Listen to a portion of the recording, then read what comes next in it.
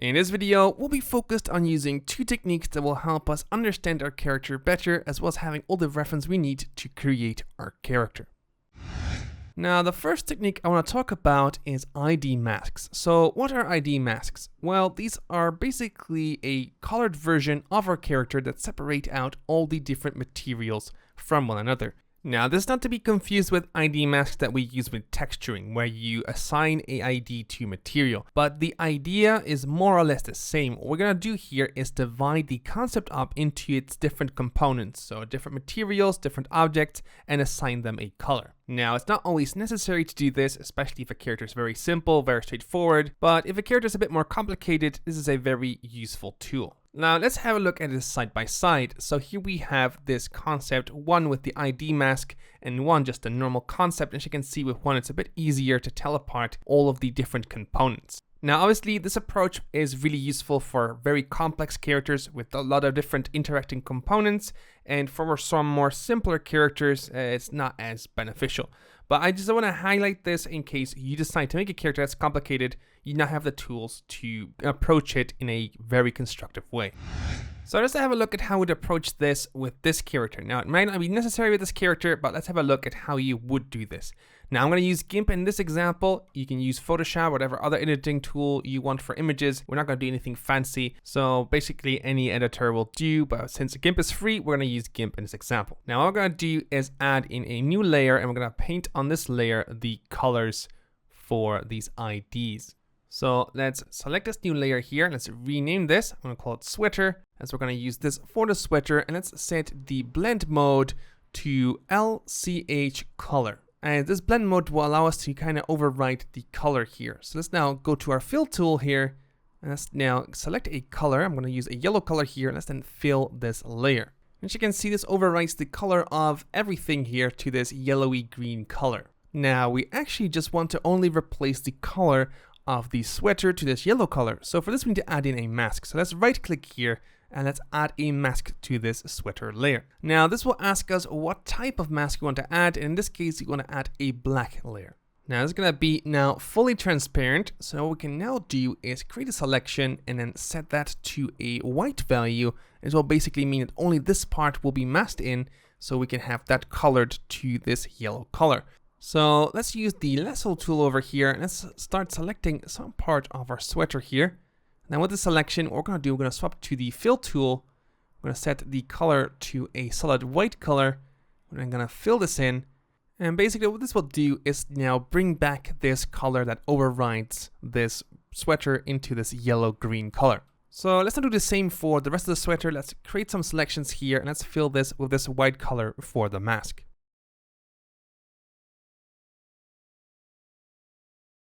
Now, let's not forget the other side of our character as well, so let's do the exact same here as well. Let's select everything that belongs to the sweater and give it this color.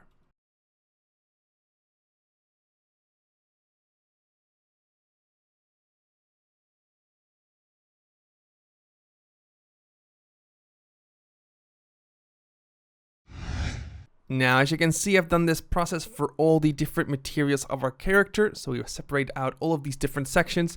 As you can see, it's a bit easier to see the different materials. And it comes in handy because we start to identify maybe problems that we wouldn't see otherwise. For example, let's take a look at these straps over here. It's obvious that we have these straps over here around the shirt. However, if I remove this color here, you can see it kind of blends into the shirt and it's easy to miss. So by using this ID sheet, we make it a bit easier to identify specific parts of our character, and it also makes it a lot easier to make sure that we don't overlook specific parts or certain areas. So enough talk now about ID sheets. I think you get the idea. Let's now have a look at another thing that can help us with our concept. Alright, so over here I got PureRef open. This is, and again, a free software that we can use for reference images. Now we can use this to create our own reference sheet. So we can bring into this a lot of images. So in this case, what I'm going to do, I'm going to bring in some of our concepts here. So let's drag this in. And as you can see, we brought in our images onto our canvas, as it were. Now, to keep things organized, let's add some notes. So let's press Ctrl N and let's add in a note here. And let's name this concept art. So just like that, we can easily label that these images here are part of the concept art. Now we can also arrange our images in certain ways. For example, we can right click here, we can go over here to the images here, then go to arrange, and then we can arrange it, for example, by name. So now we'll make sure that all these images are arranged by the names of these images. Now let's now bring in the next thing. Let's now bring in the ID sheet. So let's drag this in over here. I'm going to scale this up so we can easily adjust it here. And I'm going to give this a new note as well. I'm going to call this note the ID sheet. So as you can see, it makes it easy to adjust the canvas, as it were, with all of our notes. Now next up, I want to create a material sheet within our reference sheet. So we already have a material sheet over here, but I want to make a better one, our own reference sheet for materials. So we can go online, we can look for some images. For example, I got some images here for the sweater, so we can drag those in here. Just like that, we got some references for the material. We can also arrange these again, so we can right click. Over here, we're going to go to images. Now again, like before, we can use the arrange here. And as you can see, we have some hotkeys, so we can memorize these. Now we want to also align these as well as normalize these. So it's going to adjust the size. Now I want to adjust the size here by height. So as you can see, we have all these hotkeys. So let's memorize these. So it's going to be Control Alt and then the left arrow key on the keyboard. As you can see, all the sizes have basically been normalized to the same height. Now, if you remember, we had a hotkey for optimizing the arrangement as well, which is Control P, and just like that, we arrange all these images nicely together. So now scale these up a bit, and let's move this into place here. Let's add a note here as well. So let's Control N, let's add a sweater as a note. So now we have these materials here for the sweater. So let's now do the exact same thing for all the other elements that we want for our character. So I've done exactly that now. I've added a few reference images for the materials of our character, from the boots all the way up to the sweater.